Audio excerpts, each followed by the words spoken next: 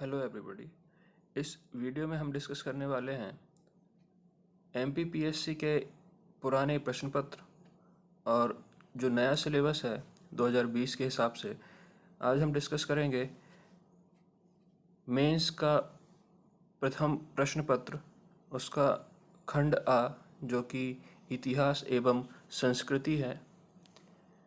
मेरा नाम है अक्षय जैन। चलिए शुरू करते हैं।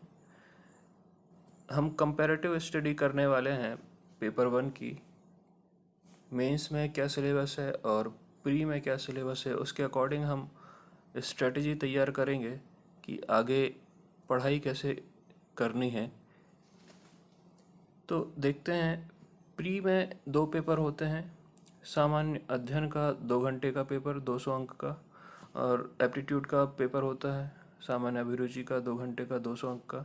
जैसे पहला पेपर, ये दोनों पेपर एक ही दिन होते हैं, शिफ्ट वाइज होते हैं। जैसे 10 से 12 में पहला पेपर हो जाता है, 2 से 4 में दूसरा पेपर हो जाता है। प्री के बाद हमें जाना होता है मेंस में। तो हमें जो भी स्ट्रेटजी बनानी है वो मेंस के पॉइंट ऑफ व्यू से बनानी है, जिससे बाकी सारी चीज़ें पहले से ही क्लियर रहें। क्योंकि हमें पढ़ना वही है, बस थोड़े से टॉपिक्स और ऐड हो जाते हैं मेंस में। तो वो अगर आप प्री के पॉइंट ऑफ व्यू से तैयारी करते हैं तो सिर्फ वो टॉपिक्स छोड़ने हैं जो प्री में नहीं है। तो जब भी हम किसी एग्ज़ाम की तैयारी करते हैं तो हमें बस 2 चीज़ें दिमाग में रखनी होती हैं कि एग्ज़ामिनर का और इंटरव्यूअर का सोचने का तरीका कैसा है। अगर हम ये दोनों चीज़ें समझ लेते हैं तो कोई भी एग्ज़ाम्स हम क्वालिफाई कर सकते हैं। तो हम मेंस का पैटर्न देखते हैं एक बार। तो मेंस में 6 पेपर होने हैं इनिशियली। प्री में कोई भी हिंदी नहीं पूछी जानी है अभी, कि मेंस में बस 2 पेपर होने हैं हिंदी के, सामान्य हिंदी एवं व्याकरण। और जो 6th पेपर है वो है हिंदी निबंध एवं प्रारूप लेखन। तो इनके मार्क्स भी थोड़े डिफरेंट हैं। जैसे ये 200 मार्क्स का होता है और प्रारूप लेखन 100 मार्क्स का होता है, और इनका मीडियम भी हिंदी ही होता है। तो जनरली 10th क्लास तक तो सभी का जो मीडियम रहता है हिंदी का, तो हिंदी ही रहता है। तो इनमें ज़्यादा उतना एफर्ट नहीं लगाना है। जो 5th पेपर है इसमें थोड़ा सा रटने या मेमोराइज करने जैसा थोड़ा सा टॉपिक आ जाता है, क्योंकि इसमें संधि समास वगैरह सब रटने पड़ते हैं। तो बाकी का जो सिलेबस है, ये जो मेन सिलेबस है, इसको आज हम डिस्कस करने वाले हैं। तो बने रहिए वीडियो में लास्ट तक। देखते हैं हम पहला प्रश्न पत्र। तो पहला प्रश्न पत्र है सामान्य अध्ययन 1। तो इसमें 2 पार्ट हैं। पहला है इतिहास, दूसरा है भूगोल। तो इन दोनों को मिला के नंबर कितने हैं? 300। तो इतिहास 150 का पूछा जाता है और 150 का पूछा जाता है भूगोल। दोनों के लिए टाइम कितना है? 3 घंटे। और इनका मीडियम आप हिंदी या इंग्लिश कोई भी चूज़ कर सकते हैं। तो हम पहले पेपर की ही बात करेंगे आज। बाकी पेपर्स की बात हम आगे आने वाले लेक्चर्स में, एक लेक्चर में एक एक लेके डिस्कस करते रहेंगे। तो ऐसे करके आपके पास और 6 लेक्चर आने वाले हैं। आज हम सिर्फ इतिहास की बात करेंगे इस लेक्चर में। तो चलिए शुरू करते हैं। तो सामान्य अध्ययन का जो पार्ट 1 है, पार्ट 1 को हमें डिस्कस करना है। उसका खंड, जो पहला खंड है, मतलब इतिहास के लिए। तो सबसे पहले देख लेते हैं कि पैटर्न कैसा है। सामान्य अध्ययन के प्रथम प्रश्न के 2 खंड आ और बा रहेंगे। प्रत्येक खंड 150 अंकों का होगा। उसके बाद प्रत्येक खंड पाठ्यक्रम के अनुसार 5 इकाइयों में डिवाइड है। तो मतलब जो भी सिलेबस है उसको 5 यूनिट्स में डिवाइड कर दिया है, और एक एक यूनिट से ये क्वेश्चंस पूछने वाले हैं। जैसे प्रत्येक इकाई के लिए कुल अंक 30 होंगे। तो 30 का भी डिवीज़न है कि 3 तरीके से पूछेंगे क्वेश्चन। एक तो अति लघु उत्तरीय प्रश्न पूछने वाले हैं, फिर लघु उत्तरीय प्रश्न पूछने वाले हैं, और फिर एक दीर्घ उत्तरीय प्रश्न पूछने वाले हैं। तो हर यूनिट से 3 लघु उत्तरीय प्रश्न पूछे जाएंगे। और ऐसी कितनी यूनिट है? 5 यूनिट है, और एक लघु उत्तरीय प्रश्न क्या है, 3 नंबर का होगा। तो ये हो जाता है 45 मार्क्स का सिस्टम। उसके बाद हर यूनिट से लघु उत्तरीय प्रश्न के लिए 5 अंक अलॉट किए गए हैं यहाँ पे। उसके बाद अगर हम देखते हैं कि एक यूनिट से 2 प्रश्न पूछे जाने हैं और 5 अंक का है ये, तो ऐसे करके ये जो लघु उत्तरीय प्रश्न है ये 50 नंबर कवर कर लेते हैं। और जो दीर्घ उत्तरीय प्रश्न है वो एक यूनिट से एक ही पूछे जाने हैं। तो ऐसे ही अपने पास 5 यूनिट है और कितने नंबर का पूछा जाना है, 11। तो ऐसे करके ये 55 नंबर कवर करता है। तो अगर हम टोटल देखते हैं, ये टोटल हो जाता है 150 नंबर। मतलब इतिहास अकेले की जब हम बात कर रहे हैं तो ये 150 नंबर कवर करेगा, और मार्क्स का डिस्ट्रीब्यूशन इस तरीके से डिवाइड है। ठीक है, तो देखते हैं। और ये जो लघु उत्तरीय प्रश्न है इनको एक लाइन में लिखना है। जो अति लघु उत्तरीय प्रश्न जो है वो 1 लाइनर टाइप के क्वेश्चंस हैं। अब ये 1 लाइनर टाइप के जो क्वेश्चंस हैं यही तो ऑब्जेक्टिव में आ जाते हैं। अगर आप पॉइंट ऑफ व्यू चेंज करके देखते हैं, अगर आप मेंस की तैयारी करते हैं तो प्री की तैयारी तो वैसे ही हो जाती है। सिर्फ कुछ टॉपिक्स हैं जो आपको छोड़ देना है, और छोड़ना in the sense current affairs में तो वो कवर करने ही पड़ते हैं, क्योंकि करंट अफेयर्स का कोई फिक्स तो रहता नहीं है। हमें पढ़ना तो सभी पड़ता है, क्योंकि करंट अफेयर्स में वो पूछ ही लिए जाते हैं। कुछ ना कुछ टॉपिक चल ही रहा होता है करंट अफेयर्स में, और वो क्वेश्चन जो है प्री वाले पोर्शन में पूछ लिए जाते हैं। अब देखते हैं कि लघु उत्तरीय जो प्रश्न है उनकी लिमिट है 50 शब्द या फिर 6 पंक्तियाँ, और जो दीर्घ उत्तरीय प्रश्न है उनकी लिमिट है 200। तो ये पूरा पैटर्न है। क्या है, जो सिलेबस है वो डिस्ट्रीब्यूटेड टाइप का जो नोटिफिकेशन दिया है, तो पहले उनने क्वेश्चन ये डिस्कशन कर दिया है कि कहाँ पे कितना मार्क्स का डिस्ट्रीब्यूशन है। उसके बाद सिलेबस का डिस्कशन किया गया है, और पेपर जब हम देखते हैं तो कहीं और ही मिल रहा है। तो इसीलिए मेरा ये वीडियो लाने का मतलब सिर्फ इतना है कि सारी जानकारी आपको एक ही वीडियो में मिल जाए। तो ये थोड़ा सा कंपैरेटिव स्टडी की है प्रथम प्रश्न पत्र इतिहास की, और प्री में कितना पोर्शन हमारा पूछा जाने वाला है। तो ऐसा एक डिवाइडिंग लाइन अगर हम खींच लेते हैं तो ये वाला मेंस का सिलेबस है, ये वाला प्री का सिलेबस है। ऑलमोस्ट सेम है, लेकिन थोड़ा सा डिवीज़न है, देख लेते हैं। तो सबसे पहले एंशियंट हिस्ट्री या प्राचीन इतिहास है। भारतीय इतिहास में देखते हैं भारत का राजनीतिक, आर्थिक, सामाजिक, सांस्कृतिक इतिहास हड़प्पा से 10वीं शताब्दी तक। अब यहाँ भी प्राचीन मध्यकालीन भारत के इतिहास की प्रमुख विशेषताएं, घटनाएं, उनकी प्रशासनिक, सामाजिक तथा आर्थिक व्यवस्थाएं। उसके बाद यहाँ देखते हैं मेंस में 11वीं से 18वीं शताब्दी तक का भारत, राजनीतिक, आर्थिक, सामाजिक एवं सांस्कृतिक इतिहास। उस यहाँ भी वैसे ही है। 19वीं 20वीं शताब्दी में सामाजिक एवं धार्मिक सुधार आंदोलन।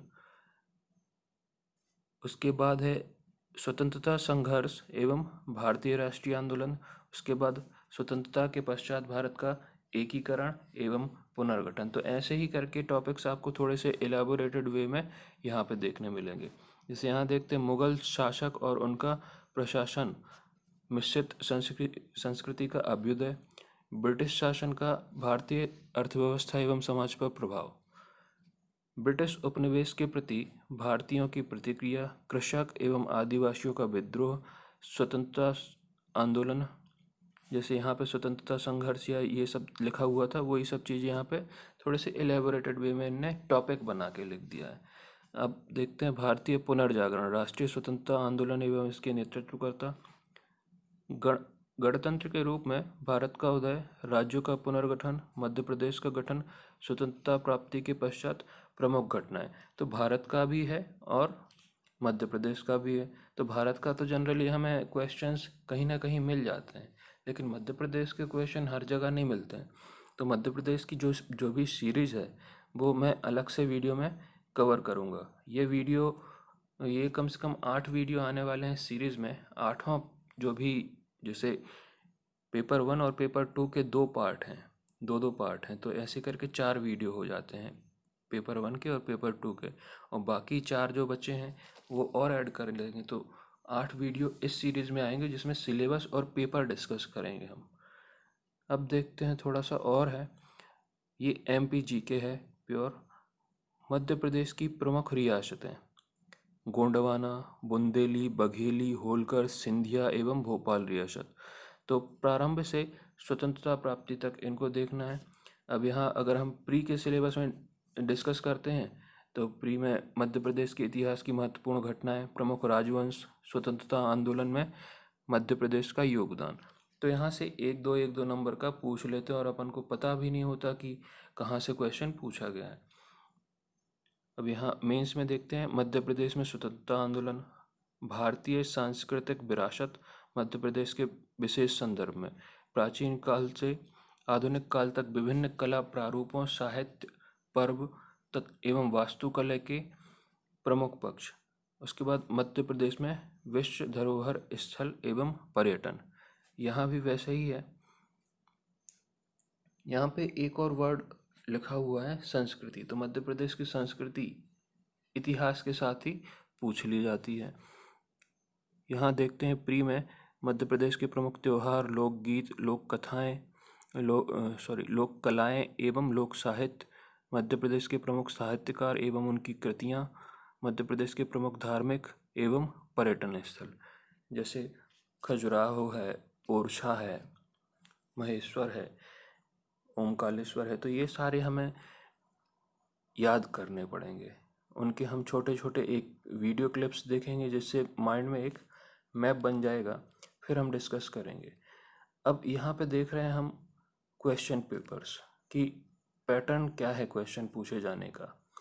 तो ये वन लाइनर टाइप के जो क्वेश्चंस हैं, तो हमने 2018 से 2015 तक के पूरे क्वेश्चन इसमें इस पीडीएफ में रख लिए हैं। तो वो सारे अब हम डिस्कस करेंगे कि वन लाइनर क्वेश्चन देखते हैं सबसे पहले। इसमें जैसे कर्ण वंश पूछा है, गौतमी पुत्र सतकर्णी, मौखरी राजवंश, रेहेला, राजकुमार शुक्ल, उसके बाद जैकोबिन। अब ये है एक वर्ड इरास्मस, तो ये 2 बार पूछा गया है, एक बार अभी हमें फिर से मिलेगा। एमाइले, जार अलेक्जेंडर द्वितीय। तो ये वर्ल्ड हिस्ट्री से भी कुछ क्वेश्चंस हैं, क्योंकि ये जनरली हमने सुने तो होते नहीं हैं। आगे देखते हैं, टॉमस ब्रासी, खिज्र खां, तुलुक वंश, शहाबुद्दीन उमर, रजिया बेगम, न्यूली की संधि। अब देखते हैं ये जो क्वेश्चन पूछे गए थे, पहले पैटर्न अलग था, तो ये क्वेश्चन थोड़े डिफरेंट वे में पूछे गए हैं।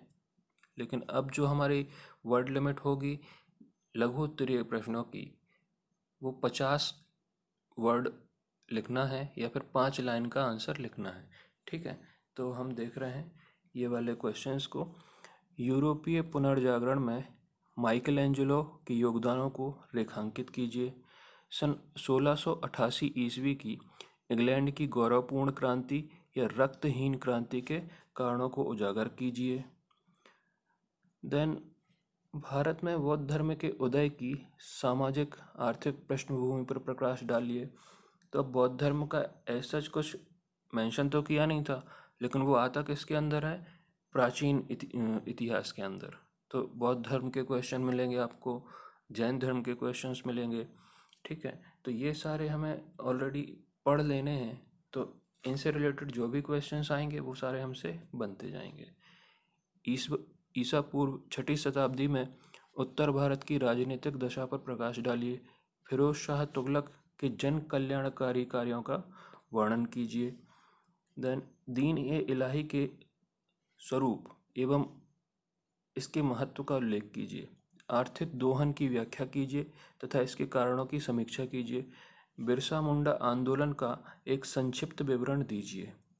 तो दोस्तों, ये जो भी पीडीएफ्स हैं ये मैंने अपने टेलीग्राम चैनल पर भी डाल दिए हैं। आप मेरा टेलीग्राम चैनल ज्वाइन कर सकते हैं, मैंने कल ही नया बनाया हुआ है उसको। आगे देखते हैं, कुंवर सिंह पर एक संक्षिप्त टिप्पणी लिखिए। रामकृष्ण मिशन के सामाजिक तथा शैक्षणिक योगदानों का सविस्तार वर्णन कीजिए। मध्य प्रदेश के विश्व धरोहर स्थलों का संक्षेप में विवरण दीजिए। जगनिक के साहित्यिक योगदानों पर प्रकाश डालिए।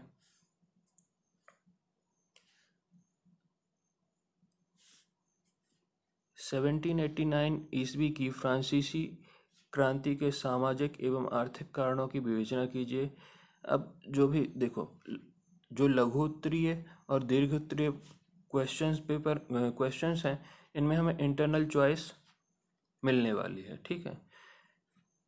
1919 की संधि की खामियां द्वितीय विश्व युद्ध के लिए कहाँ तक उत्तरदायी थी, तो इसकी भी हमें विवेचना करनी है।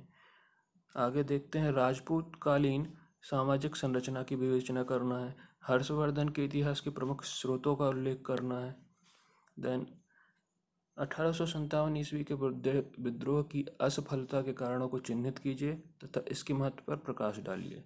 भारत में राष्ट्रवाद के उदय और विकास पर एक निबंध लिखिए। तो ऐसे निबंध नहीं लिखना है, ये हमें आंसर जो भी करना है 200 शब्दों में करना है। भोज परमार 1010 से 1055 की राजनीतिक तथा सांस्कृतिक उपलब्धियों का मूल्यांकन कीजिए। मध्य प्रदेश के झंडा सत्याग्रह आंदोलन पर प्रकाश डालिए। तो ये क्वेश्चन एक बार और मिलेगा आपको आगे चल के। तो इतना पेपर जो है वो है 2018 का। और ये जो भी PDF है, ये हम टेलीग्राम ऐप में, आप टेलीग्राम चैनल हमारा ज्वाइन कर सकते हैं। उसका नाम है MPPSC मेंस, MPPSC मेंस। ठीक है। तो इसका लिंक हम आपको उसमें इसकी डिस्क्रिप्शन बॉक्स में दे देंगे। अगर लिंक आपको ऐसे भी आप देख सकते हैं, AJ MPPSC मेंस, ऐसे करके आप उसको सर्च कर सकते हैं। ये सारे PDF, मतलब जितने भी पेपर्स हैं सारे आपको, जैसे पार्ट A है तो पार्ट A में पूरा इतिहास मिल जाएगा आपको, इतिहास से रिलेटेड। पार्ट B में आपको ज्योग्राफी मिल जाएगा।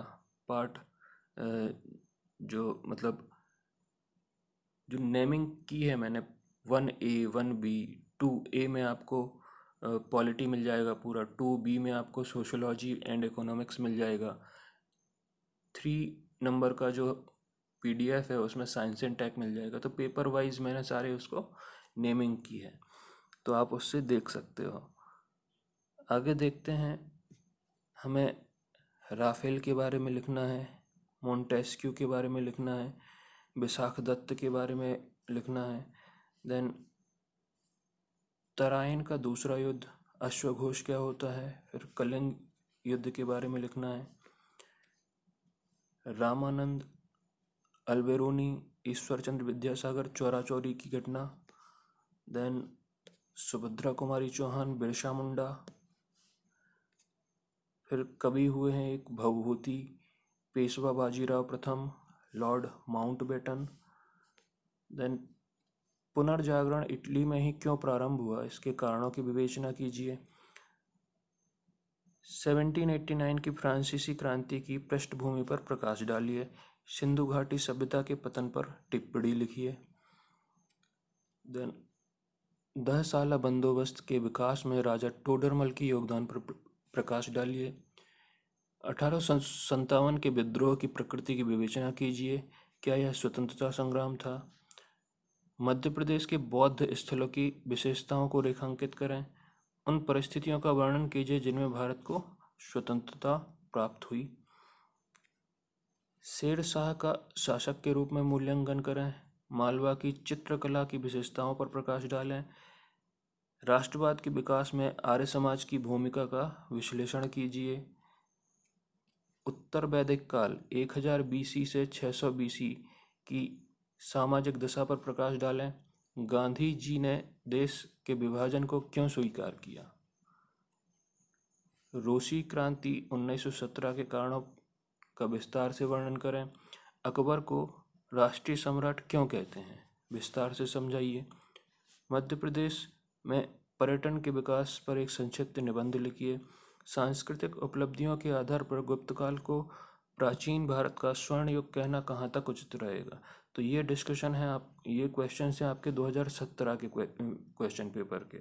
अब हम बात करेंगे 2016 के क्वेश्चन पेपर में क्या क्या क्वेश्चन पूछे गए थे। तो लियोनार्डो दा विंची के बारे में लिखना है, सामाजिक संविदा, शक्ति पृथक्करण का सिद्धांत, सारनाथ, पंच महाव्रत, या इनको अणुव्रत बोलते हैं, या इनने अक्षणु व्रत लिख दिया है, तो ये जैन धर्म से रिलेटेड होते हैं पंच महाव्रत। आगे देखते हैं, सीताध्यक्ष, हरिहर प्रथम और बुक्का प्रथम, शेख मईनुद्दीन चिश्ती, अकबरनामा, अहिल्याबाई होलकर, कोल विद्रोह, जलियांवाला बाग हत्याकांड, हरिजन सेवक संघ, डॉक्टर रघुवीर सिंह।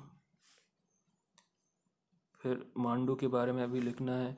अब देखते हैं, पुनर्जागरण की विशेषताओं का वर्णन कीजिए, 1688 की गौरवपूर्ण क्रांति के महत्व का मूल्यांकन कीजिए, जैन धर्म के प्रमुख सिद्धांतों का वर्णन कीजिए, भारत में देवदासी प्रथा पर टिप्पणी कीजिए, मेगास्थनीज द्वारा वर्णित पाटलिपुत्र की नगर प्रशासनिक व्यवस्था पर एक संक्षिप्त टिप्पणी कीजिए, उत्तर मेरूर अभिलेख में वर्णित चोल ग्राम शासन व्यवस्था पर प्रकाश डालिए, मुगल कालीन सैन्य व्यवस्था पर का संक्षिप्त विवरण दीजिए, जहांगीर के काल में चित्रकला के विकास का वर्णन कीजिए, रानी दुर्गावती तथा मुगल सेना के मध्य हुए युद्ध का वर्णन कीजिए, भारत पर मुस्लिम संस्कृति के प्रभाव की विवेचना कीजिए, स्थायी बंदोबस्त ने कृषकों को किस प्रकार प्रभावित किया, वर्णन कीजिए, भारत में परंपरागत कुटीर उद्योगों के पतन के कारण लिखिए। 1855-56 का संथाल विद्रोह शोषण के विरुद्ध एक तीव्र प्रतिक्रिया थी, व्याख्या कीजिए। 1842 के बुंदेला विद्रोह का संक्षिप्त विवरण दीजिए। जबलपुर झंडा सत्याग्रह, ये हमने बोला था अभी आपको कि मध्य प्रदेश में सत्याग्रह पूछा गया है, तो ये फिर से रिपीट हो रहा है। स्वराज पार्टी पर एक संक्षिप्त लेख लिखें। भारत के आधुनिकीकरण में राम मोहन राय की भूमिका का मूल्यांकन कीजिए।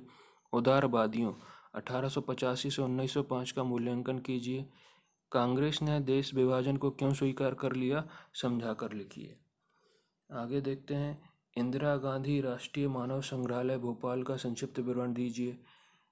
फ्रांस की क्रांति में दार्शनिकों की भूमिका का उल्लेख कीजिए। 1917 की बोल्शेविक क्रांति के कारणों की परीक्षण कीजिए। प्राचीन भारत के दक्षिण पूर्व एशियाई देशों से सांस्कृतिक संबंध का वर्णन कीजिए। सल्तनत कालीन मालवा के सामाजिक जीवन पर प्रकाश डालिए। कश्मीर समस्या पर एक निबंध लिखिए। मध्य प्रदेश के प्रमुख ऐतिहासिक पर्यटन स्थलों पर का विवरण दीजिए। तो इतना था हमारा 2016 का क्वेश्चन पेपर हिस्ट्री का। अब हम देखते हैं 2015 में क्या क्या पूछा गया था। तो दोस्तों, हमने आपको पहले भी बताया था ये क्वेश्चन रिपीट हुआ है, मतलब 2015 में पूछा गया था, फिर 2018 में पूछा गया है। तो ऐसे करके दो तीन क्वेश्चन ये रिपीट करते रहते हैं हर साल हिस्ट्री में।